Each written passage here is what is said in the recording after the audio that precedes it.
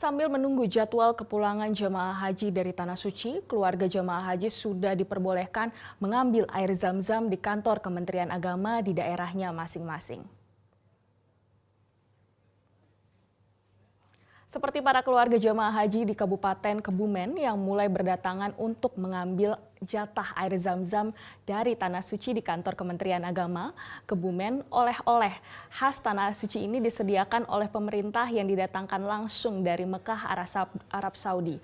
Air zam-zam tersebut dibawa terlebih dahulu sebelum kepulangan jemaah haji dari Tanah Suci.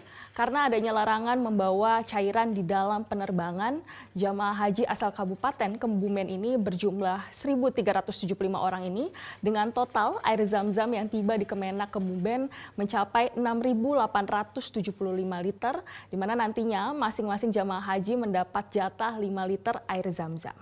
Selain mendapat air zam-zam, keluarga juga mendapatkan nomor penjemputan.